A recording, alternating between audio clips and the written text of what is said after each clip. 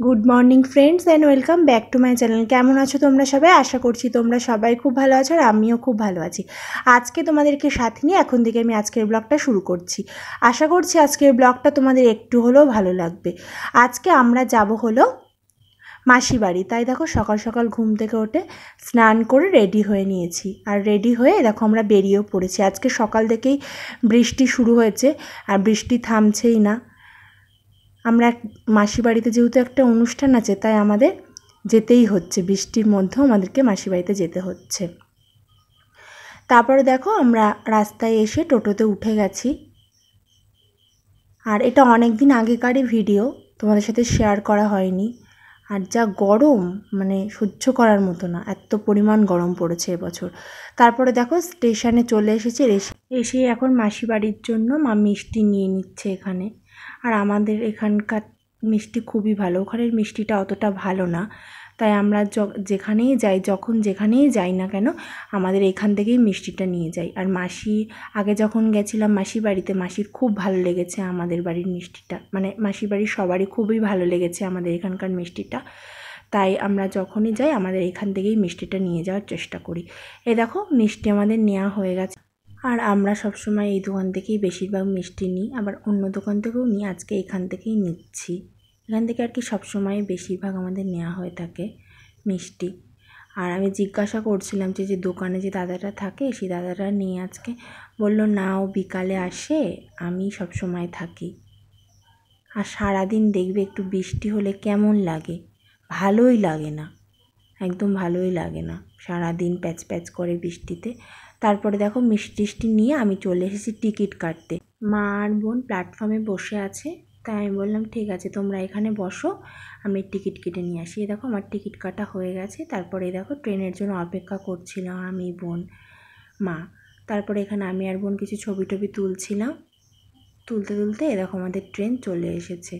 আজকে যেহেতু সারাদিনই বৃষ্টি হচ্ছে, তাই চারিদিকে ছাতা আর রেনকোট এটাই দেখা যাচ্ছে। আর তুলনামূলক আজকে ট্রেনটা ভিড়টা একটু কমই ছিল। আর এই টাইমটাতে বৃষ্টি হোক আর না হোক, ভিড়টা একটু কমই থাকে।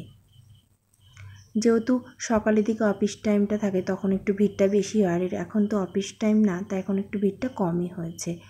চলো ট্রেনে উঠে গিয়ে আবার তোমাদের সাথে আমি কথা বলছি। এই দেখো বন্ধুরা, আমরা ট্রেনে উঠে গেছি আর উঠে আমরা বসেও পড়েছি। আর সিটও পেয়ে গেছি, যেহেতু আজকে তেমন ভিড় ছিল না ট্রেনে। অন্যদিন যেমন উঠলে সিটই পাওয়া যায় না, পুরো রাস্তাটাই দাঁড়িয়ে দাঁড়িয়ে যেতে হয়। আর এই দেখো তোমাদের বাইরে দৃশ্যটা একটু দেখাচ্ছি, বৃষ্টি হচ্ছে ঝিরিঝিরি, খুব জোরে হচ্ছিল না, কিন্তু ঝিরিঝিরি বৃষ্টি পড়েই যাচ্ছিল সারাদিন। তারপরে এই দেখো আমরা ট্রেন থেকে নেমে আবার পরের ট্রেন ধরার জন্য প্ল্যাটফর্মে চলে এসেছি। আর আমাদের ট্রেনও আসার সাথে সাথেই ঢুকে গেছে, মানে দাঁড়াতে হয় না। যদি টাইম দেখে আসা যায় তাহলে একদম আসার সাথে সাথেই পরপর ট্রেন থাকে, মানে বেশিক্ষণ আর দাঁড়িয়ে থাকতে হয় না। এটাই একটা সুবিধা। যদি কখনো টাইমটা না দেখে বেরোনো হয়, তখন আবার অনেকক্ষণ এক একটা স্টেশনে দাঁড়াতে হয়। এই দেখো এই ট্রেনটা তো খুব একটা বেশি ভিড় ছিল না। তারপরে দেখো আমরা ট্রেনে উঠে গেছি। উঠে গিয়েই চাল ভাজা কিনেছিলাম আর বাদাম, এইগুলো এখন আমি আর বোন মিলে খাওয়া দাওয়া করছি। মা খায়নি, একটা সিট ছিল, মা পরে কি ওখানে বসেছিল, এখন মাকে দাঁড়ানোই দেখতে পাচ্ছ। আর পরে মা একটা সিট পেয়ে বসেছিল। তারপর আবার ট্রেন থেকে নেমে গেছি, বাইরে প্রচুর বৃষ্টি হচ্ছে। তারপর আবার বাদামের খাজাগুলো কিনলাম। আর প্ল্যাটফর্মে কোনো তেমন খাবারের দোকান নেই, কিচ্ছু নেই, চারিদিক খুঁজলাম তেমন কিছুই নেই, এক চা আছে, এই সমস্তই কিছু। তারপরে বোন বলল দিদি বাদামের খাজা খাবে, আমি বললাম তাহলে আন। তারপর বোন বাদামের খাজা আনলো। তারপরে দেখো এখানটা কিছুক্ষণ বসেছিলাম। এই স্টেশনে এসে আমাদের অনেকক্ষণ বসা লেগেছিল, মানে আজকের ট্রেনটা লেট ছিল, তাই অনেকক্ষণ আমাদের বসতে হয়েছিল। তারপর আমাদের ট্রেনটা এসেছিলো। আর এখন বৃষ্টিটা দেখো একটু কমে গেছে, একদম কমে গেছে, মানে একদম হচ্ছিলই না বৃষ্টিটা, একদম কমে গেছে। তারপরে এই দেখো আমাদের ট্রেন চলে এসেছে। আর এই ট্রেনটা একদমই ফাঁকা ছিল, খুবই ফাঁকা। আর এই সব প্ল্যাটফর্মের এদিকটাতে না তেমন একটা খাবার দাবার পাওয়া যায় না, ওই এক তোমার ঘুগনি, ডিম, আর তেমন কিছুই পাওয়া যায় না। আমাদের এদিকটাতে যেমন সব রকমের খাবার পাওয়া যায়, আর এই সব দিকে তেমন কোনো খাবারই তেমন পাওয়া যায় না। ওই টুকিটাকি চা, বিস্কুট, তারপরে বাদামের খাজা, চিড়ে ভাজা, চিপস, কেক এইসবই আমরা খেয়েছিলাম। আর কী খাবো, তেমন কিছু এদিকটাতে পাওয়া যায় না। তারপরে দেখো এখন আমরা ট্রেনে উঠে পড়ছি, আর এই দেখো আমরা ট্রেনে উঠে পড়েছি। আর এখানে আমি, মা, বোন কি একটা যেন বলছিলাম আর হাসাহাসি করছিলাম আমরা।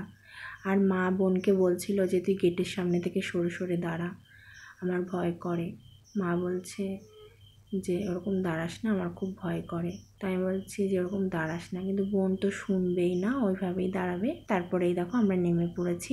আর নামার সাথে সাথেই দেখো এখানে কতটা পরিমাণ বৃষ্টি শুরু হয়ে গেছে আবার।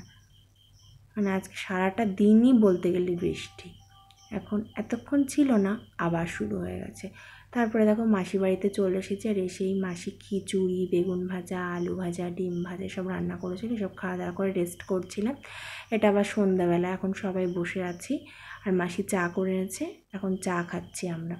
এখানে মাসি, মা, তারপরে মাসির দেওর এসেছিল, তার ওয়াইফ, তাদের ছেলে মেয়ে, মাসির শাশুড়ি, সবাই এখানে আমরা বসে বসে গল্প করছিলাম।